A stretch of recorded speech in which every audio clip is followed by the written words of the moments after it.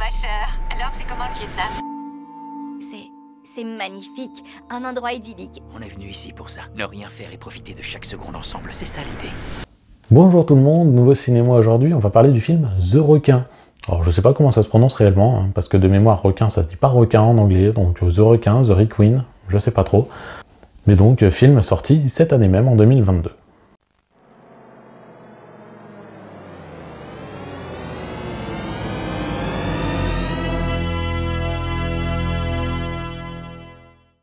The Requin, donc, est un film qui est réalisé par Lee Van Kett, qu'on a revu en 2022 avec le film The Princess également. Donc il aime bien cibler un nom, visiblement, une fonction, quelque chose.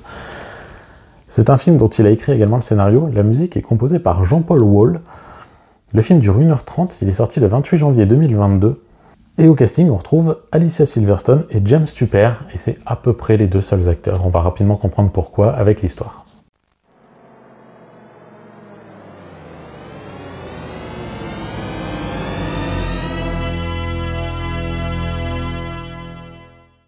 Dans The Requin, on trouve un couple qui a connu quelques difficultés visiblement et qui va se retrouver à partir en vacances dans une maison sur pilotis en Thaïlande. Il se trouve qu'il y a une énorme tempête, la maison est bazardée et se met à flotter sur l'eau. Et évidemment, qu'est-ce qui se présente? Un requin.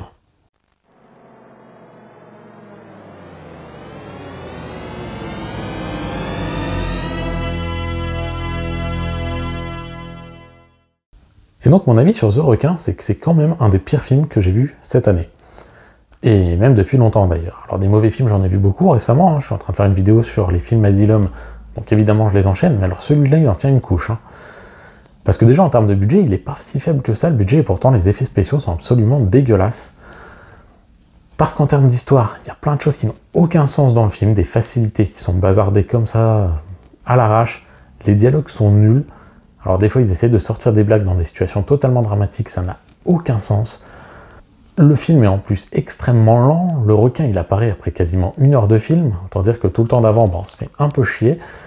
Pourtant c'est pas qu'il n'y a pas de menaces, hein. Des menaces il y en a, mais on s'y intéresse pas.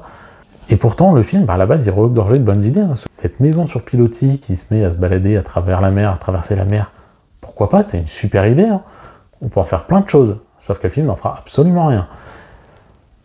Pareil pour les réactions des personnages, qui parfois pourraient être intéressantes, et qui non, vont tomber, elles sont totalement incohérentes. Alors je veux bien que les personnages soient un peu perdus, hein, mais là ça n'a vraiment aucun sens en matière de survie.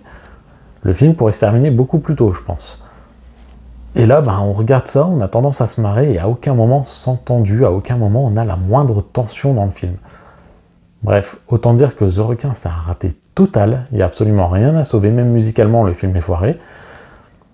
Et c'est assez incompréhensible en fait, hein. Il y avait une bonne idée de base, mais derrière on en vient à regretter le instinct de survie avec Blake Lively, alors qu'il était déjà pas ouf.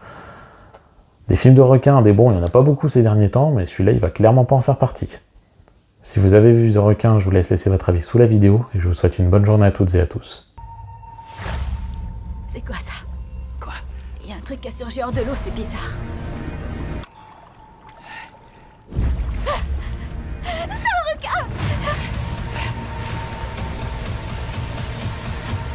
Je te le promets, on va pas mourir.